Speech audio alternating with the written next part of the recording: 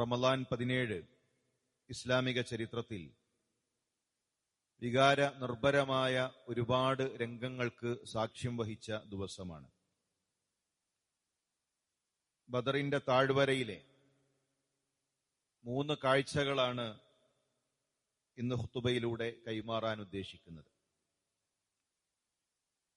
ബദറിലെ ഏറ്റവും വികാരനിർഭരമായ രംഗം ബദറിന്റെ മാറിൽ, ബദറിന്റെ രാവിൽ റസൂലുള്ളാഹി സ്വല്ലല്ലാഹു അലൈഹി വസല്ലമ തങ്ങളുടെ പ്രാർത്ഥനയാണ്. ഇദ് തസ്തഗീസൂന റബ്ബക്കും ഫസ്തജാബ ലക്കും. നിങ്ങൾ നിങ്ങളുടെ റബ്ബിനോട് ഇസ്തിഗാസ നടത്തിയ സന്ദർഭം അല്ലാഹു നിങ്ങൾക്ക് ഉത്തരം നൽകി. ബദറിന്റെ പ്രയാസഘട്ടത്തിൽ അല്ലാഹുവിലേക്ക് കൈകളുയർത്തി അല്ലാഹുവിന്റെ റസൂൽ സല്ലല്ലാഹു അലൈഹി വസല്ലമ തങ്ങളും സ്വഹാബത്തും പ്രാർത്ഥിക്കുകയായിരുന്നു. ആ പ്രാർത്ഥനയിൽ നമുക്ക് വലിയ പാഠങ്ങളുണ്ട്. എങ്ങനെയാണ് ആ പ്രാർത്ഥന? സ്വഹാബത്ത് ആ രംഗം വിശദീകരിക്കുന്നുണ്ട്. ഫസ്തഖ്ബലൻ നബിയുല്ലാഹി സല്ലല്ലാഹു അലൈഹി വസല്ലം അൽ ഖിബ്ല. അല്ലാഹുവിന്റെ റസൂൽ സല്ലല്ലാഹു അലൈഹി വസല്ലമ തങ്ങൾ ഖിബിലയിലേക്ക് തിരിഞ്ഞു. സുമ്മ മദ്ദ യദൈഹി. പിന്നീട് പ്രവാചകൻ കൈകൾ ഉയർത്തി ആകാശങ്ങളിലേക്ക് കൈകൾ നീട്ടി ഖിബിലയിലേക്ക് തിരിഞ്ഞുകൊണ്ട് റസൂലുള്ളാഹി സല്ലല്ലാഹു അലൈഹി വസല്ലമ തങ്ങൾ പ്രാർത്ഥിക്കുകയാണ്. അല്ലാഹുമ്മ അൻജിസ് ലീ മാ വഅദ്തനി, അല്ലാഹുമ്മ ആതി മാ വഅദ്തനി. അല്ലാഹുവേ, നീ എനിക്ക് വാഗ്ദാനം ചെയ്തത് നീ എനിക്ക് നൽകണം, വിജയം നൽകണം. ബദറിൽ ഇന്ന ഇടങ്ങളിലാണ് മുശ്രിക്കീങ്ങൾ മരണപ്പെട്ടു വീഴുക എന്ന് ജിബ്രീൽ കാണിച്ചു കൊടുത്തിട്ടുണ്ട്. ഇന്ന ഭാഗത്ത് അബൂജഹൽ മരണപ്പെട്ടു വീഴും, ഇന്ന ഭാഗത്താണ് ഉത്ബ, ഇന്ന ഭാഗത്താണ് ഷൈബ. ആ സ്ഥലങ്ങൾ ജിബ്രീൽ കാണിച്ചു കൊടുത്തു. എന്നിട്ടുകൂടെ പ്രവാചകൻ സല്ലല്ലാഹു അലൈഹി വസല്ലമ തങ്ങൾ ആകാശങ്ങളിലേക്ക് കൈകൾ ഉയർത്തി അല്ലാഹുവിനോട് പ്രാർത്ഥിക്കുന്നു. അല്ലാഹുമ്മ ഇൻ തഹ്ലിക് ഹാദിഹിൽ ഇസാബ മിൻ അഹ്ലിൽ ഇസ്ലാം ലാ തുഅബദ് ഫിൽ അർളി അബദാ. അല്ലാഹുവേ, ഈ തൗഹീദിന്റെ കൊച്ചു സംഘം, ഈ തൗഹീദിന്റെ സംഘം ബദറിൽ മരണപ്പെട്ടു വീഴുകയാണെങ്കിൽ നിന്നെ ആരാധിക്കുന്ന ഒരു സംഘമുണ്ടാവുകയില്ല. അതുകൊണ്ട് അല്ലാഹുവേ സഹായിക്കണേ എന്ന് പ്രവാചകൻ സല്ലല്ലാഹു അലൈഹി വസല്ലമ തങ്ങൾ പ്രാർത്ഥിച്ചുകൊണ്ടേയിരിക്കുന്നു. പ്രവാചകൻ സല്ലല്ലാഹു അലൈഹി വസല്ലമ തങ്ങളുടെ പ്രാർത്ഥനയുടെ രൂപം സ്വഹാബാക്കൾ പറയുന്നു. ഹത്താ സഖത റിദാഉഹു അൻ മൻഖിബൈ. പ്രവാചകൻ ആ റസൂലുള്ളാഹിയുടെ തട്ടം തലയിൽ നിന്ന് താഴേക്ക് വീണു, ചുമലിൽ നിന്ന് താഴേക്ക് വീണു. അങ്ങനെ തട്ടം താഴെ വീഴുമാറ് പ്രവാചകൻ സല്ലല്ലാഹു അലൈഹി വസല്ലമ തങ്ങൾ പ്രാർത്ഥിച്ചുകൊണ്ടിരുന്നു. മഹാനായ അബൂബക്കർ സിദ്ദീഖ് റളിയല്ലാഹു തആല അൻഹു റസൂലുള്ളാഹിയുടെ അരികിലേക്ക് എത്തി. യാ നബി അല്ലാഹ്, അല്ലാഹുവിന്റെ റസൂലെ എന്ന് വിളിച്ചുകൊണ്ട് ആ തട്ടം പ്രവാചകന്റെ ചുമലിലേക്ക് വെച്ചുകൊടുക്കുകയാണ്. അല്ലാഹുവിന്റെ റസൂലെ, അങ്ങ് പ്രയാസപ്പെടേണ്ടതില്ല. ഫഇന്നഹു സയുൻജിസു ലക മാ വഅദക. അല്ലാഹു അവന്റെ വാഗ്ദാനം പൂർത്തീകരിക്കുക തന്നെ ചെയ്യും. അല്ലാഹു നമുക്ക് വിജയം നൽകും. റസൂലെ, അങ്ങ് പ്രയാസപ്പെടേണ്ടതില്ല, പ്രാർത്ഥന മതിയാക്കാം എന്ന അർത്ഥത്തിൽ മഹാനായ അബൂബക്കർ സിദ്ദീഖ് റളിയല്ലാഹു തആല അൻഹു പറയുകയാണ്. പ്രിയമുള്ളവരെ, ഇത് ബദറിന്റെ ഒരു രംഗമാണ്. അല്ലാഹുവിന്റെ റസൂൽ തലയിൽ നിന്ന് തട്ടം താഴെ വീഴുമാറ് അല്ലാഹുമ്മ, അല്ലാഹുവേ എന്ന് വിളിച്ചുകൊണ്ട് പ്രാർത്ഥിക്കുന്നു. മറുഭാഗത്ത് അബൂജഹലിന്റെ പ്രാർത്ഥന പരിശുദ്ധ ചരിത്രങ്ങളിൽ നമുക്ക് കാണാൻ സാധിക്കും. എങ്ങനെയാണ് അബൂജഹലും കൂട്ടരും പ്രാർത്ഥിച്ചത്? എങ്ങനെയാണ് അബൂജഹൽ, മക്കയിലെ മുശ്രിക്കീങ്ങൾ, എതിർഭാഗത്ത് നിന്ന ബദറിലെ ശത്രുക്കൾ, അവരെങ്ങനെയാണ് പ്രാർത്ഥിച്ചത്? അബൂജഹലിന്റെ പ്രാർത്ഥന അല്ലാഹുമ്മ അഖ്തഉനാ ലിർറഹിം. അല്ലാഹുമ്മ, അല്ലാഹുവേ, ഞങ്ങളിൽ ആരാണ് കുടുംബബന്ധം മുറിച്ചത്? ഞങ്ങൾ ഖുറൈശികൾ, ഞങ്ങൾ അറബികൾ കുടുംബബന്ധത്തിന് വില കൽപ്പിക്കുന്നവരായിരുന്നു. ആ കുടുംബബന്ധത്തിൽ ഭിന്നിപ്പുണ്ടായി. ഒരു ഭാഗത്ത് മുഹമ്മദാണ്, മറുഭാഗത്ത് മരുമകൻ അബുൽ ആസാണ്. ഒരു ഭാഗത്ത് അബൂബക്കറാണ്, മറുഭാഗത്ത് മകനാണ്. മകനും ഉപ്പയും തമ്മിൽ യുദ്ധം നടക്കുന്നു. മരുമകനും അമ്മോശനും തമ്മിൽ യുദ്ധം നടക്കുന്നു, ഉപ്പയും മകനും തമ്മിൽ യുദ്ധം നടക്കുന്നു, കുടുംബ ബന്ധമാണ് മുറിയുന്നത്. ഞങ്ങൾക്കറിയാത്ത ഒരു പുതിയ വാദവുമായി കടന്നു വന്നത് ആരാണ്? ഞങ്ങൾക്കിടയിൽ ഭിന്നതയുണ്ടാക്കിയത്? അല്ലാഹുമ്മ, അല്ലാഹുവേ, അവരെ നീ നശിപ്പിക്കണമേ. ഈ രണ്ട് സംഘത്തിൽ റബ്ബേ നിനക്കാരെയാണ് ഇഷ്ടം അവരെ നീ വിജയിപ്പിക്കണമേ, ഹക്കിനെ വിജയിപ്പിക്കണമേ. പ്രിയമുള്ളവരെ, എന്തായിരുന്നു ബദറിന്റെ തർക്കം? എന്താണ് ബദറിന്റെ മർമ്മം? ബദർ മൗലീദ് കഴിക്കുന്നതിന് മുമ്പ്, ബദരീങ്ങളുടെ പേരിൽ ആടും കോഴിയും അറുക്കുന്നതിന് മുമ്പ്, ബദർ ദിനത്തിന്റെ ആഘോഷങ്ങൾ സംഘടിപ്പിക്കുന്നതിന് മുമ്പ് എന്താണ് ബദറിന്റെ മർമ്മമെന്ന് തിരിച്ചറിയണ്ടേ? എന്തിനാണ് കുടുംബങ്ങൾ തമ്മിൽ യുദ്ധമുണ്ടായത്?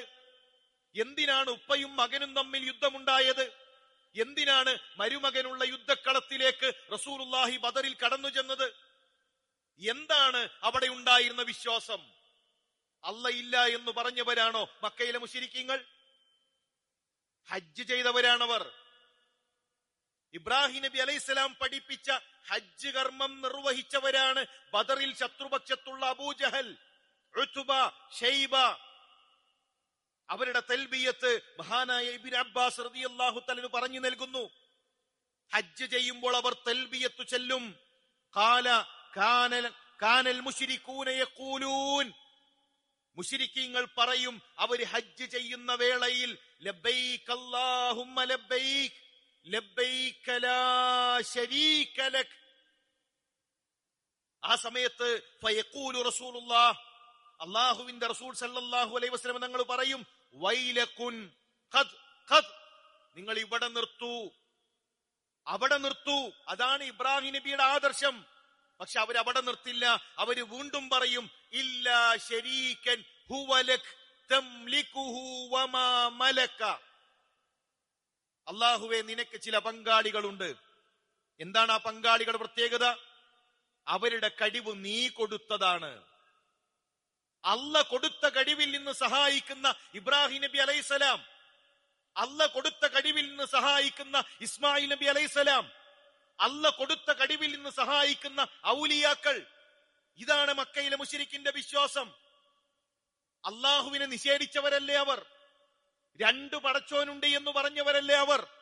അല്ല കൊടുത്ത കഴിവിൽ നിന്ന് അവര് പ്രാർത്ഥിക്കുന്ന ഇബ്രാഹിം നബിയാകട്ടെ, അവര് പ്രാർത്ഥിക്കുന്ന ഇസ്മായിൽ നബിയാകട്ടെ, അവര് പ്രാർത്ഥിക്കുന്ന മറ്റേത് ഔലിയാക്കളാകട്ടെ, അവരെല്ലാം അല്ല കൊടുത്ത കഴിവിൽ നിന്ന് സഹായിക്കുന്നവരാണ്. രണ്ട് ന്യായങ്ങളാണ് മക്കയിലെ മുശ്രിക്കിനുണ്ടായിരുന്നത്. അല്ലാഹു അല്ലാത്തവരോട് തേടാൻ, അല്ലാഹു അല്ലാത്തവരുടെ മുന്നിൽ ചെന്ന് കൈകൾ നീട്ടാൻ രണ്ട് ന്യായങ്ങളാണ് അവർ പറഞ്ഞത്. പരിശുദ്ധ ഖുർആൻ പറഞ്ഞു തന്നു, മാ നഅബുദുഹും ഇല്ലാ ലിയുഖർരിബൂന ഇലല്ലാഹി സുൽഫാ. ഞങ്ങൾ എന്തിനാണ് ആരാധിക്കുന്നത്? എന്തിനാണ് ലാത്തയും ഉസ്സയും മനാത്തയും? അല്ലാഹുവിലേക്ക് അടുപ്പിക്കാൻ. നേരിട്ട് പടച്ചോൻ പറ്റൂല, നേരിട്ട് അല്ലാഹു പോരാ. അല്ലാഹുവിലേക്ക് അടുപ്പിക്കാൻ ഔലിയാക്കൾ വേണം, മഹാന്മാര് വേണം. രണ്ടാമത്തെ അവരുടെ ന്യായം, വയഖൂലൂൻ ഹൗലാഇ ശുഫആഉനാ ഇൻദല്ലാഹ്. ഇത് അല്ലാഹുവിന്റെ അരികിൽ ശുപാർശ നടത്താനാണ്. ഇവർക്കാർക്കും സ്വന്തമായി കഴിവില്ല. ഇവർ അല്ലാഹുവിനോട് ശുപാർശ നടത്തും. ഇവർ അല്ലാഹുവിനോട് പറഞ്ഞാൽ കാര്യങ്ങൾ എളുപ്പമാകും. പ്രിയമുള്ള മുസ്ലിം സഹോദര, ബദരീങ്ങൾ ബദറിലേക്ക് പുറപ്പെട്ടത് അല്ലാഹു മാത്രമെന്ന വിശ്വാസത്തിനാണ്. ഒരു ഇടനിലക്കാരന്റെ ആവശ്യമില്ല. അല്ലാഹുവിലേക്ക് അടുപ്പിക്കാൻ ഒരു ഔലിയാക്കളോ ഏതെങ്കിലും മരങ്ങളോ ഏതെങ്കിലും പുണ്യപുഷ്പങ്ങളോ ഏതെങ്കിലും മക്ബറകളോ ഒന്നിന്റെയും ആവശ്യം അല്ലാഹുവിലേക്ക് അടുപ്പിക്കാൻ വേണ്ട.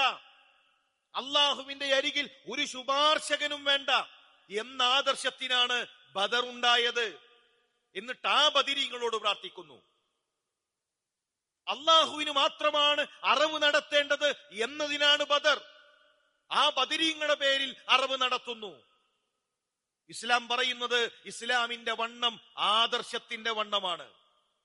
ബദറും മുഹുദും പറഞ്ഞ് ഇതാ മുസ്ലിം സമുദായത്തിന്റെ സംരക്ഷണത്തിന് വേണ്ടി കരാട്ട പഠിച്ചാലാണ്, കുംഫു പഠിച്ചാലാണ് മുസ്ലിം സമുദായത്തിന്റെ സംരക്ഷണം ഉണ്ടാവുക എന്ന് പറയുന്നവരുണ്ട്.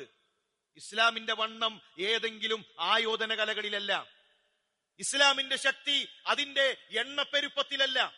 ഇസ്ലാമിന്റെ ശക്തി അതിന്റെ വണ്ണത്തിലല്ല, ആദർശത്തിന്റെ വണ്ണത്തിലാണ്. ഇസ്ലാമിക ചരിത്രത്തിൽ ഏത് യുദ്ധത്തിലാണ് മുസ്ലിമീങ്ങൾ ഭൂരിപക്ഷമുള്ളത്? 300ഉം 1000ഉമാണ് ബദറിൽ. ആ 300ന്റെ പ്രത്യേകത, അള്ളാഹുവിന്റെ റസൂലെ, ഞങ്ങളുടെ കൈകളിലുള്ളത് ക്ലാവ് പിടിച്ച കത്തിയാണ്. ഞങ്ങൾ സാധാരണ കൈകളിൽ എന്തുന്ന ഞങ്ങളുടെ വാളാണ്. പക്ഷേ മറ്റു വിഭാഗങ്ങൾക്കില്ലാത്ത ഒന്ന് ഞങ്ങളുടെ കൈകളിലുണ്ട്. ലാ ഇലാഹ ഇല്ലല്ലാഹ് മുഹമ്മദുർ റസൂലുള്ളാഹ്. ഇതായിരുന്നു അവരുടെ ആയുധം. മരണത്തെ പേടിക്കാതെ, ഒരാളെയും ഭയപ്പെടാതെ ലാ ഇലാഹ ഇല്ലല്ലാഹ് പറഞ്ഞവർ, അതായിരുന്നു അവരുടെ ശക്തി. അഹ്സാബിൽ 10,000ഉം 3000ഉമാണ്. 10,000ത്തോളം വരുന്ന ശത്രു സൈന്യമാണ് മുസ്ലിമീങ്ങളെ തകർക്കാൻ വരുന്നത് ഖന്തക്കിലേക്ക്. ഇസ്ലാമിക ചരിത്രത്തിൽ എന്നും ന്യൂനപക്ഷമാണ് മുസ്ലിമീങ്ങൾ. പക്ഷേ അവരുടെ ആദർശത്തിന് വണ്ണമുണ്ടായിരുന്നു, അവരുടെ തൗഹീദിന് വണ്ണമുണ്ടായിരുന്നു. ആ യുദ്ധത്തിലേക്ക് ഇറങ്ങിയവരുടെ അരയിൽ ചരടുണ്ടായിരുന്നില്ല, കൈകളിൽ ഏലസുണ്ടായിരുന്നില്ല. അവരുടെ ശരീരത്തിന്റെ ഏതെങ്കിലും ഭാഗങ്ങളിൽ ഒരു ഉറുക്കോ ഒരു നൂലോ ഒരു ചരടോ ഒന്നും ഉണ്ടായിരുന്നില്ല. ജീവിതത്തിന്റെ ഏതു ഘട്ടത്തിലും ലാ ഇലാഹ ഇല്ലല്ലാഹ് മാത്രമേ പറയൂ എന്ന് പ്രഖ്യാപിച്ചവരാണവർ. ഇതാണ് ബദറിന്റെ സന്ദേശം. ഈ തൗഹീദ് ഉൾക്കൊള്ളാതെ, ഈ ലാ ഇലാഹ ഇല്ലല്ലാഹ് ഉൾക്കൊള്ളാതെ നമ്മുടെ നോമ്പ് കൊണ്ട് കാര്യമില്ല, നമ്മുടെ സക്കാത്ത് കൊണ്ട് കാര്യമില്ല, നമ്മുടെ മറ്റ് അമലുകൾ കൊണ്ട് കാര്യമില്ല. അള്ളാഹു നമ്മുടെ നോമ്പും നമ്മുടെ പ്രാർത്ഥനകളും സ്വീകരിക്കണമെങ്കിൽ തൗഹീദ് ശരിയാകണം. ജീവിതത്തിന്റെ ഒരു ഘട്ടത്തിലും അള്ളാഹു അല്ലാത്ത ഒന്നിലേക്കും കൈകൾ നീട്ടുന്ന സാഹചര്യം ഉണ്ടാകരുത്. ആ തൗഹീദ് മനസ്സിലായാൽ അത് പ്രഖ്യാപിക്കണം, ഒരാളെയും പേടിക്കാതെ. സഅദ് ബിൻ അബി വഖാസ് ഉമ്മാനെ വലിയ ഇഷ്ടായിരുന്നു. ഉമ്മാക്കും മകനെ ഇഷ്ടമാണ്. ലാ ഇലാഹ ഇല്ലല്ലാഹ് പറഞ്ഞപ്പോൾ ഉമ്മയുടെ ഭീഷണിയാണ്, മോനെ ഇനി ഉമ്മ ഭക്ഷണം കഴിക്കൂല, ഇനി ഭക്ഷണം കഴിക്കൂല, ഇനി ഞാൻ സംസാരിക്കുകയില്ല, ഇനി ഞാൻ വെള്ളം കുടിക്കുകയില്ല. നിന്റെ മുന്നിൽ ഉമ്മ മരണപ്പെട്ടു വീടും, നിന്റെ നാട്ടുകാര് നിന്നെ വിളിക്കും ഉമ്മയെ കൊന്നവനാണ്. എന്താ മറുപടി? ആ ഉമ്മാക്ക് ഇഷ്ടല്ല, അതുകൊണ്ട് ഞാൻ ഇങ്ങനെ തന്നെ പോവാണ്. എന്റെ ഉമ്മാക്ക് ഞാൻ ഈ ആദർശം സ്വീകരിക്കുന്നത് ഇഷ്ടല്ല, അതുകൊണ്ട് ഉമ്മയെ സ്നേഹിക്കലല്ലേ പ്രധാനം, അതുകൊണ്ട് ഉമ്മ പറയുന്നത് പോലെ നിൽക്കുകയാണ് എന്നാണോ? ഉമ്മയോടുള്ള കടമയേക്കാൾ, ഉപ്പയോടുള്ള കടമയേക്കാൾ, സമൂഹത്തോടുള്ള കടമയേക്കാൾ, അതിനേക്കാളെല്ലാം വലുതാണ് നമുക്ക് ജീവൻ നൽകിയ, നമ്മളെ സൃഷ്ടിച്ച നമ്മുടെ സട്ടാബിനോടുള്ള ബാധ്യത. സഅദ് ബിൻ അബി വഖാസിന്റെ പ്രഖ്യാപനം, ലാ തഫ്അലി യാ ഉമ്മ, ഉമ്മ അങ്ങനെ നിങ്ങൾ ചെയ്യരുത്, സ്വന്തം ശരീരത്തെ നിങ്ങൾ നശിപ്പിക്കരുത്. ഇനി സഅദിനെ ഈ തൗഹീദിൽ നിന്ന് പിറകോട്ട് വലിക്കാനാണോ? സഅദിനെ ഈ തൗഹീദിന്റെ പ്രബോധന പ്രവർത്തനങ്ങളിൽ നിന്ന് പിറകോട്ട് വലിക്കാനാണോ? എങ്കിൽ എന്റെ ഉമ്മ നിങ്ങൾ അറിയുക, വല്ലാഹി അല്ലാഹു തന്നെയാണ് സത്യം, ലൗ കാനത് ലകി മിഅതു നഫ്സിൻ, എന്റെ ഉമ്മാക്ക് 100 നഫ്സുണ്ട് എന്ന് കരുതുക, ഫഖറജത് നഫ്സൻ നഫ്സാ, ഓരോ ആത്മാവും എന്റെ മുന്നിൽ വെച്ച് മരണപ്പെട്ടാലും മാ തറക്തു ദീനി, എന്റെ ഈ ദീൻ സഅദ് ഉപേക്ഷിക്കില്ല ഉമ്മ.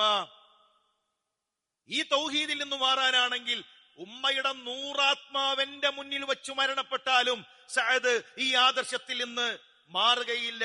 ഫഇൻ ശിഅതി ഫകുലി, ഭക്ഷണമുണ്ടവിടെ, ഉമ്മാക്ക് കടിക്കണമെങ്കിൽ കടിക്കാം, പട്ടിണി കിടക്കണമെങ്കിൽ പട്ടിണി കിടക്കാം. അതുകൊണ്ടൊന്നും തൗഹീദിനെ തകർക്കാൻ, ഈ ആദർശത്തിൽ നിന്ന് പിറകോട്ട് വലിക്കാൻ ഉമ്മാക്ക് കഴിയില്ല. പ്രിയമുള്ളവരെ, ആ ഒരു നിലപാടാണ് നമുക്കുണ്ടാകേണ്ടത്. തൗഹീദ് മനസ്സിലാക്കി കഴിഞ്ഞാൽ അതുറക്കെ പറയാൻ, ബദറിന്റെ ഏറ്റവും വലിയ സന്ദേശം എന്നുള്ളത് ലാ ഇലാഹ ഇല്ലല്ലാഹ് ഉറക്കെ പറയുക എന്നതാണ്. അതുറക്കെ പറയാനുള്ള മനസ്സ് നമുക്കുണ്ടാകണം.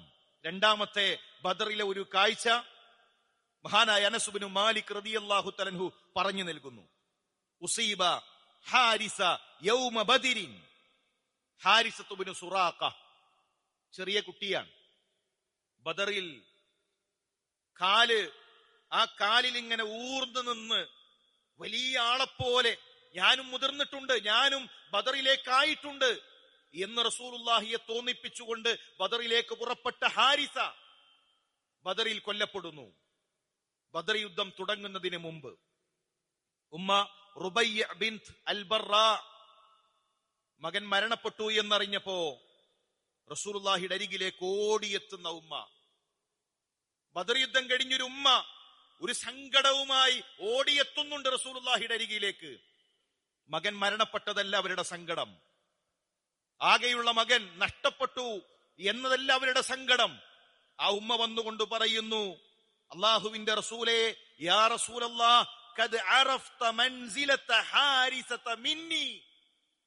ഹാരിസ എനിക്ക് എത്രമാത്രം പ്രിയപ്പെട്ടവനാണ് എന്ന് അല്ലാഹുവിന്റെ റസൂലേ അങ്ങേക്കറിയില്ലേ? എനിക്കെത്രമാത്രം പ്രിയപ്പെട്ടതാണ് എന്റെ ഹാരിസ, എന്റെ മകൻ എനിക്ക് എത്രമാത്രം ഇഷ്ടപ്പെട്ടതാണെന്ന് അല്ലാഹുവിന്റെ റസൂലേ അങ്ങേക്കറിയില്ലേ? ഫഇൻ യകുൻ ഫിൽ ജന്നതി അസ്ബിർ വഹ്തസിബ്. എന്റെ മകൻ ഹാരിസക്ക് സ്വർഗമുണ്ടെങ്കിൽ റസൂലേ ഞാൻ ക്ഷമിക്കും. മോന് സ്വർഗണ്ടോ? ഉമ്മ ക്ഷമിക്കും. പ്രതിഫലത്തിന് വേണ്ടി ഞാൻ പ്രാർത്ഥിക്കും. ഇനി എന്റെ മകന് സ്വർഗമില്ല എങ്കിൽ ഞാൻ എങ്ങനെയാണ് ക്ഷമിക്കുക റസൂലേ? റസൂലുള്ളാഹി സ്വല്ലല്ലാഹു അലൈഹി വസല്ലമയുടെ മറുപടി, വൈഹകി യാ ഉമ്മ ഹാരിസ, ഓ ഉമ്മു ഹാരിസ, ഹാരിസയുടെ ഉമ്മ, അവ ജന്നത്തുൻ വാഹിദത്തുൻ ഹിയ, ഒരു സ്വർഗമാണുള്ളത് എന്നാണോ നിങ്ങൾ കരുതുന്നത്? ഇന്നഹാ ജിനാനുൻ കസീറ, എത്രയെത്ര സ്വർഗങ്ങളാണുള്ളത്, എത്രയെത്ര സ്വർഗത്തോപ്പുകളാണുള്ളത്. വഇന്നഹു ഫീ ജന്നത്തിൽ ഫിർദൗസ്, ഹാരിസയുള്ളത് ജന്നാത്തുൽ ഫിർദൗസിലല്ലേ? നിങ്ങളുടെ മകൻ ഹാരിസയുള്ളത് ജന്നാത്തുൽ ഫിർദൗസിലല്ലേ? ആ ഉമ്മ പുഞ്ചിരി തൂകി സന്തോഷിച്ച് തിരിച്ചു മടങ്ങുന്നത് ചരിത്രത്തിൽ കാണാം. ഞാനിത് പറയാനുള്ള കാരണം, മക്കളുടെ സ്വർഗപ്രവേശനത്തിന്റെ വിഷയത്തിൽ നമുക്ക് ആഗ്രഹമുണ്ടാകണം.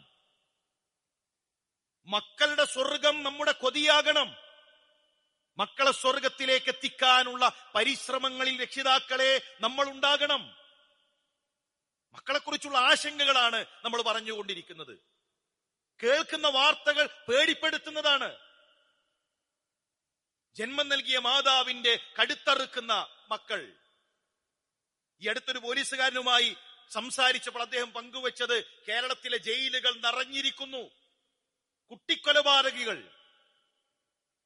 ചെറിയ കുറ്റവാളികൾ. ഇനി ചെറിയ കുറ്റങ്ങൾക്ക് ജയിലിലേക്ക് പറഞ്ഞയക്കേണ്ടതില്ല എന്നാണ്. കാരണം ജയിലിലേക്ക് എത്തി കൊടും കുറ്റവാളികളായി തിരിച്ചിറങ്ങുന്നു. അദ്ദേഹം ഒരു റെയ്ഡിന് പോയ സമയത്ത് ഒരു കുടുംബത്തിൽ രാത്രി മകനില്ല. രാസലഹരി ഉപയോഗിച്ച് വീടിന്റെ പുറത്ത് ഒരു കുഴി കുടിച്ച് ആ കുഴിയിൽ അവൻ കിടക്കുന്നു. നായയും പൂച്ചയുമൊക്കെ മണ്ണ് കുടിച്ച് അതിൽ കിടക്കുന്നത് പോലെ അവന്റെ ബുദ്ധി മറഞ്ഞിട്ടുണ്ട്. രാസലഹരികൾ ഉപയോഗിച്ചുകൊണ്ട് മനുഷ്യനാണോ എന്നുപോലും അറിയാതൊരു കുഴി കുടിച്ച് ആ കുഴിയിൽ കിടക്കാൻ. ലഹരിയെക്കുറിച്ച്, മക്കളെക്കുറിച്ചുള്ള പേടിപ്പെടുത്തുന്ന വാർത്തകൾ നമ്മൾ കേട്ടുകൊണ്ടിരിക്കുമ്പോ നമ്മുടെ മക്കളുടെ സ്വർഗപ്രവേശനത്തിന് ആവശ്യമായ പരിസരം ഒരുക്കൽ നമ്മുടെ ബാധ്യതയാണ്. അതിനെന്താണ് വേണ്ടത്? അവർക്ക് നന്മയുടെ സൗഹൃദം നമ്മൾ കാണിച്ചു കൊടുക്കണം. പുതിയ ജനറേഷനെ പറ്റി ആശങ്കപ്പെടുന്ന ഇതേ കാലഘട്ടത്തിൽ, പുതിയ തലമുറയെക്കുറിച്ച് പേടിച്ചിരിക്കുന്ന ഇതേ കാലഘട്ടത്തിൽ, അള്ളാഹുവിന്റെ ദീനിന്റെ പ്രവർത്തനങ്ങളിൽ നടക്കുന്ന വിദ്യാർത്ഥി സുഹൃത്തുക്കളില്ലേ? അതിശക്തമായ മഴയത്ത് യാത്രക്കാർക്ക് ആവശ്യമായ നോമ്പുതുറയുമായി, ഭക്ഷണങ്ങളുമായി വഴിയോരത്ത് കാത്തിരിക്കുന്ന വിദ്യാർത്ഥികളില്ലേ? ഓരോ വീട്ടിലും കയറിയിറങ്ങി പരിശുദ്ധ റമദാനിൽ ഖുർആൻ പഠിക്കാൻ ഖുർആൻ പഠന സംവിധാനങ്ങളിലേക്ക് വിളിക്കുന്ന മക്കളില്ലേ? പെരുന്നാളിന് വസ്ത്രമില്ലാത്ത കുട്ടികൾക്ക് വസ്ത്രങ്ങൾ ഒരുക്കി കൊടുക്കുന്നതിന് വേണ്ടി നമ്മുടെ അരികിലേക്ക് വന്ന് പാവപ്പെട്ട കുട്ടികൾക്കുള്ള വസ്ത്രങ്ങൾ ഒരുക്കുന്നവരില്ലേ? പരിശുദ്ധ റമദാനിന്റെ അവസാനത്തെ 10 പള്ളിയിൽ വന്ന് ഏത്തിക്കാഫിരിക്കുന്ന വിദ്യാർത്ഥികളില്ലേ? ആ നന്മയുടെ വിദ്യാർത്ഥികളെ, അവരുടെ കൂട്ടത്തിലേക്ക് നമ്മുടെ മക്കളെ ചേർക്കാൻ നമ്മുടെ മക്കളെ ഒരു നന്മയുടെ വലയത്തിനുള്ളിലേക്കാക്കാനുള്ള ബോധപൂർവമായ ശ്രമങ്ങൾ ഉണ്ടാകണം. നമ്മൾ വേലി കെട്ടണം, നമ്മൾ അതിനുള്ള പരിസരങ്ങൾ ഒരുക്കണം. പള്ളിയിൽ വിദ്യാർത്ഥികൾക്ക് വേണ്ടിയുള്ള ഇഫ്താറുകൾ ഉണ്ടാകണം. പള്ളിയിൽ വിദ്യാർത്ഥികളെ ഒരുമിച്ച് കൂട്ടിയുള്ള സംഗമങ്ങൾ ഉണ്ടാകണം. നോമ്പിൽ നമ്മുടെ നാട്ടിലുള്ള കുട്ടികളെ ഒരുമിച്ച് കൂട്ടി ദീനിനെ സ്നേഹിക്കുന്ന നമ്മുടെ മക്കളെ അവരെ ഒരുമിച്ച് കൂട്ടി അവരൊന്നിച്ചിരിക്കാനും അവരൊന്നിച്ചു നോമ്പ് തുറക്കാനും അവരങ്ങനെ ഒരു ചങ്ങാത്തം ഉണ്ടാകാനുമുള്ള ബോധപൂർവമായ ശ്രമങ്ങൾ മഹല്ലിന്റെ ഭാഗത്ത് നിന്ന്, നാട്ടുകാരുടെ ഭാഗത്ത് നിന്ന് ഉണ്ടായേ തീരൂ. സുഗന്ധം പരത്തുന്നവരാണ് ദീനുള്ള ചങ്ങാതിമാർ. ആ സുഗന്ധം പരത്തുന്ന ചങ്ങാതിമാരെ നമ്മൾ കണ്ടെത്തി നമ്മുടെ മക്കൾക്ക് നൽകണം. അല്ല എങ്കിൽ പിന്നീട് അപകടങ്ങൾ കേൾക്കുമ്പോൾ, പിന്നീട് അത്തരം പ്രയാസ വാർത്തകൾ കേൾക്കുമ്പോൾ കേൾക്കേണ്ട സമയത്ത് നമ്മൾ കേൾപ്പിക്കാതെ, അടുപ്പിക്കേണ്ട സമയത്ത് നമ്മൾ അടുപ്പിക്കാതെ കൈകളിൽ നിന്ന് നഷ്ടപ്പെട്ടിട്ടാണ് പലപ്പോഴും സങ്കടപ്പെടുന്നത്. അതുകൊണ്ട് പ്രിയമുള്ളവരെ, മക്കളുടെ ദീനിന്റെ വിഷയം, മക്കളുടെ സ്വർഗത്തിന്റെ വിഷയം, അതിൽ നമ്മൾ സ്വാർത്ഥരാവുകയും അവരെ ദീനിൽ ഉറപ്പിച്ചു നിർത്താനുള്ള പരിസരങ്ങൾ ഉണ്ടാക്കുകയും ചെയ്യുക. അള്ളാഹു നമ്മുടെ മക്കളെ ദീനിന്റെ മാർഗത്തിൽ വളരാനുള്ള എല്ലാ ഹൈറും അവർക്ക് നൽകി അനുഗ്രഹിക്കട്ടെ.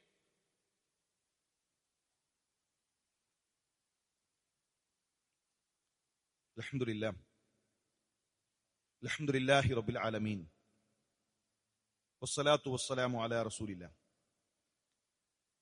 വഅലാ ആലിഹി വസഹ്ബിഹി അജ്മഈൻ. അമ്മാ ബഅദ്. അല്ലാഹുവിനെ സൂക്ഷിച്ച് അവനെ വഴിപ്പെട്ട് ജീവിക്കണമെന്ന് ഉണർത്തുകയാണ്, വസിയത്ത് ചെയ്യുകയാണ്. ബദറിൽ കണ്ട മൂന്നാമത്തെ ഒരു കാഴ്ചയാണ് അള്ളാഹുവിന്റെ റസൂൽ സല്ലല്ലാഹു അലൈഹി വസല്ലം തങ്ങൾ ബദറിനൊരുങ്ങി നിൽക്കുന്ന സഹാബികളോടായി പറയുന്നു, ഖൂമു ഇലാ ജന്നത്തിൻ അർളുഹസ് സമാവാതു വൽ അർള്. നിങ്ങൾ പുറപ്പെടുക ആകാശഭൂമിയോളം വിശാലമായ അള്ളാഹുവിന്റെ സ്വർഗത്തിനു വേണ്ടി.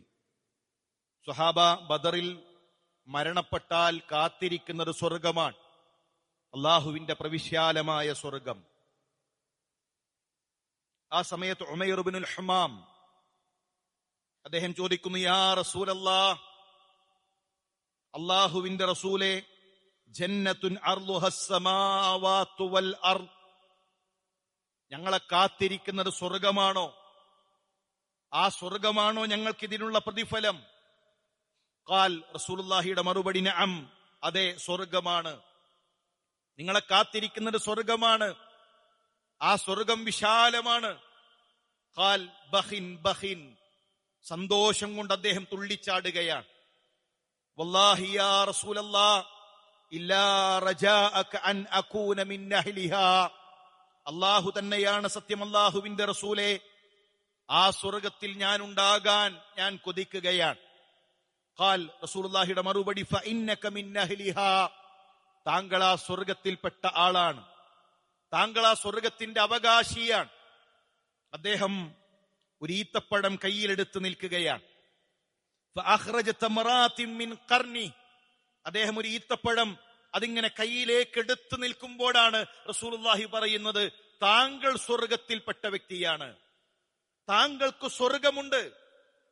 ഉടനെ അദ്ദേഹം പറയുന്ന വാക്ക്, ഈ ഈത്തപ്പഴം കടിക്കുന്ന സമയം എത്ര സുദീർഘമാണ്, ഞാൻ സ്വർഗത്തിന്റെ അവകാശിയാണെങ്കിൽ ഈ ഈത്തപ്പഴം കടിക്കുന്ന സമയം എനിക്ക് സ്വർഗത്തിൽ നഷ്ടമല്ലേ? ഫറമാ ബിമാ കാന മഅഹു മിനത് തംർ, ആ ഈത്തപ്പഴം താഴെ വെച്ച് അദ്ദേഹം സുമ്മ ഖാതലഹും, യുദ്ധഭൂമിയിലേക്ക് ചെല്ലുന്നു. ഹത്താ ഖുതില, അള്ളാഹുവിന്റെ മാർഗത്തിൽ രക്തസാക്ഷിയാകുന്നതുവരെ അദ്ദേഹം പോരാടുകയാണ്.